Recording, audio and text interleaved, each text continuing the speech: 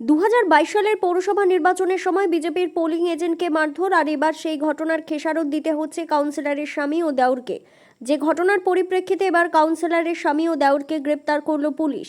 2022 সালের পৌর নির্বাচনের সময় দুবরাজপুর পৌরসভার 2 নম্বর ওয়ার্ডের তৃণমূল কাউন্সিলর বুলটি চক্রবর্তী স্বামী কল্যাণ চক্রবর্তীর মারধর করেন বিজেপির পোলিং এজেন্ট চন্দ্রশেখর গুপ্তকে বলে অভিযোগ।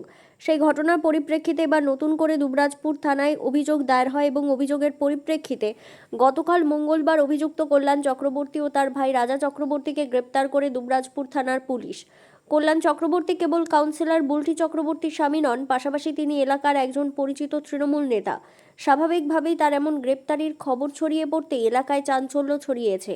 অভিযোগকারী চন্দ্রশেখর গুপ্ত জানিয়েছেন, আমার সঙ্গে যে ঘটনা ঘটিয়েছিল তার পরিপ্রেক্ষিতে এবার আইন অনুযায়ী তারা শাস্তি পাক, এটাই চাই। 2022 সালে পৌরসভা ভোটে আমাকে মারধর করেছিল।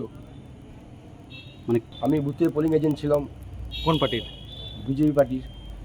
তারপর মানে ওটা কি রেজাল্টের পরে? না, ওটা ভোটের দিনেই। অভিযোগটা কবে করেছিলেন? এখানে অভিযোগটা আজকে করলাম কখন করে গেছেন? 2:30টা। তারপর গ্রেপ্তার করলো? হ্যাঁ, এখন শুনলাম নাকি গ্রেপ্তার করেছে। কি চাইছেন না? মানে আপনি কি চাইছেন? কী চাই বুঝি, আমাকে যেমন করেছিল আইনের দ্বারা এবার যা শাস্তি দেবে ওনারা বুঝতে পারবে। কিভাবে মারধর করা হয়েছিল আপনাকে? আমাকে মারধর করেছিল, প্রথমে হাতে আংটি ছিল, এখানে ফাটিয়ে দিয়েছিল মেরে। ওর ভাই ছিল রাজা, এই ঘাড়ে মেরেছিল। তারপরে আমি পালাইতে গেছি, দেখছি আমার পেছনে 10-12 জন ছেলে, কার হাতে কী আছে, ডাং আছে না লড়াতে দেখতে পাই নাই, তেড়ে বেড়াচ্ছে। আমি যদি যদি পড়ে যেতাম তাহলে হয়তো আমার হাত পা ভেঙে দিত। পালিয়ে গেছিল। হ্যাঁ, দাপট করতো। টিএমসি পার্টি করছে, কাউন্সিলর দাপট করবে না? এটা কোনো কথা হলো? কতটা প্রভাব ছিল তাদের এলাকায়? ভালোই প্রভাব ছিল। আপনারা ভয়ে থাকতেন? ভয় কাটতো মানে আমি তো রোডে 1 থেকে 1.5 বছর মানে ভালো করে পা দিই নাই।